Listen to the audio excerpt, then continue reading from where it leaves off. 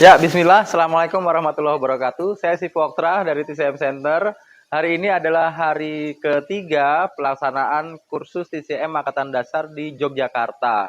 Dan hari ini teman-teman akan belajar diagnosa anamnesis mulai dari dasar sampai mahir, di mana teman-teman akan kita ajarin bagaimana cara menganalisa seseorang yang datang berdasarkan postur tubuh, rambut, perabaan nadi, serta lidah.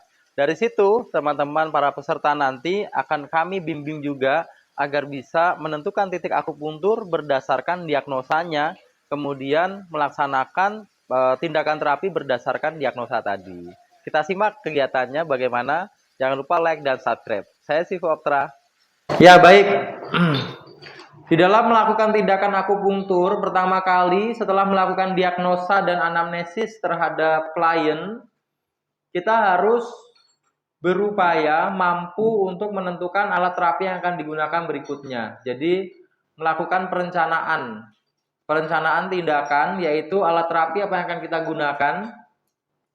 Di mana di sini kita bisa menggunakan jarum, menggunakan moksa, kemudian menggunakan cupping atau alat bekam dan lain-lain. Kalau jarum, maka kita harus sudah menentukan jarum berapa cun yang akan kita pakai. Karena kemarin kan ada banyak jarum ya, ada Wenchen, ada Hauchen, ada Sanlinchen, dan lain-lain. Itu akan kita gunakan. Kalau Hauchen atau jarum halus itu yang kita gunakan, kita mau pakai setengah cun, 1 cun, seperempat cun, 1,5 cun, 2 cun, 3 cun, sampai 5 cun, kita harus sudah melakukan perencanaan. Dari mana kita tahu? Ya dari lokasi titik akupuntur yang akan kita ambil. Oh, kalau pasiennya diambil di abdomen atau di area gluteus, maka setidaknya kita menggunakan jarum yang panjang, ya, jarum yang panjang. Oh, perut itu bisa sampai 3 cun sampai 5 cun. Bagaimana caranya? Nanti insya Allah atau besok kita akan belajar. Pantat atau gluteus itu ya harus lebih dari 1 cun, ya, lebih dari 2 cun bahkan penggunaannya.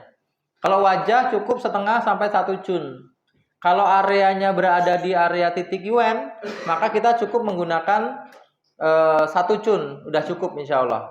Kalau di kepala 1 sampai 2 cun, maka itu sudah kita rencanakan. Lalu moksa apa yang kita pakai? Ada moksa asap, ada tanpa asap. Segala macam jenis moksa itu kita rencanakan dulu. Lalu alat cup ya, alat cup yang akan kita pakai itu apakah bekamnya adalah bekam basah atau bekam kering atau bekam api. Tadi teman-teman sudah praktek bekam api, bagaimana cara melakukan prakteknya, kemudian durasinya berapa menit, manfaatnya seperti apa, tadi sudah kita pelajari. Kalau sudah, lalu kita harus mampu memilih titik-titik akupunkturnya berdasarkan rumusan titik yang akan kita pelajari hari ini. Jadi tadi hari ini kita sudah belajar 2 teknik menentukan titik akupunktur, yaitu menggunakan teknik pemilihan titik wusu, dan yang kedua menggunakan titik apa, Pak? Menggunakan titik penting ya, yaitu titik beksu dan titik yen. Kemudian pemilihan teknik manipulasinya, apakah dia itu ditonifikasi atau disedasi, atau tidak perlu ditonik, tidak perlu disedasi karena sudah menggunakan titik yen, misalnya seperti itu. Kemudian frekuensi terapinya kita tetapkan, yaitu dia terapi itu seminggu 2 kali, seminggu 3 kali, atau tiap hari melakukan akupuntur. Bolehkah melakukan akupuntur tiap hari? Boleh, ya, asalkan titiknya itu berbeda.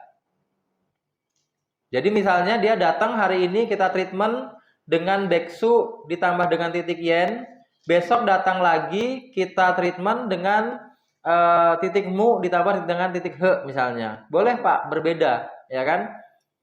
Atau mungkin besok dia datang lagi kita kasih akupuntur kepala dan wajah pakai YNSA misalnya, pakai kurapuntur. Boleh, tiap hari treatment itu boleh, tapi titik akupunturnya itu titik akupuntur yang berbeda.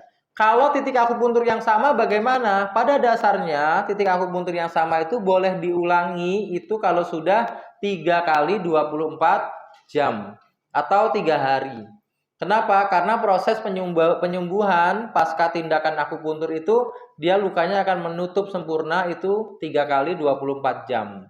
Itu yang pertama. Yang kedua, manfaat dari akupuntur itu bisa dirasakan selama 3 hari itu.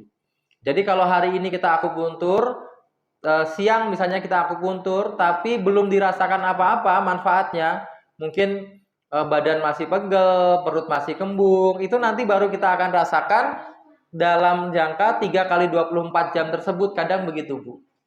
Ya, meskipun banyak juga yang langsung berhasil. Jadi begitu kita tusuk langsung enak. Tusuk langsung enak, tusuk langsung enak itu banyak. Tapi ada juga kasus-kasus di mana penyakitnya itu sudah terlanjur berat, maka itu baru dirasakan besok paginya. Nah, jadi setelah akupuntur itu pegel dulu badannya, mual dulu, pusing dulu. Itu terjadi karena lancarnya metabolisme dan lancarnya perjalanan qi yang terkadang tubuh itu kaget. Setelah diakupuntur kok makin pegel semua, nggak usah khawatir Bu, tidur aja, makan enak, mandi air hangat, buat istirahat, besok pagi baru terasa enak, biasanya begitu. Kemudian pengaturan tindakan pasca terapi. Jadi kita harus tahu pasca terapi itu apa saja yang resiko yang mungkin akan terjadi. Misalnya apa? Misalnya ada resiko hematom, ya, bengkak, biru. Ada resiko pasien pingsan. Ada resiko pasien mual, muntah. Itu adalah resiko yang mungkin dirasakan oleh si penderita oleh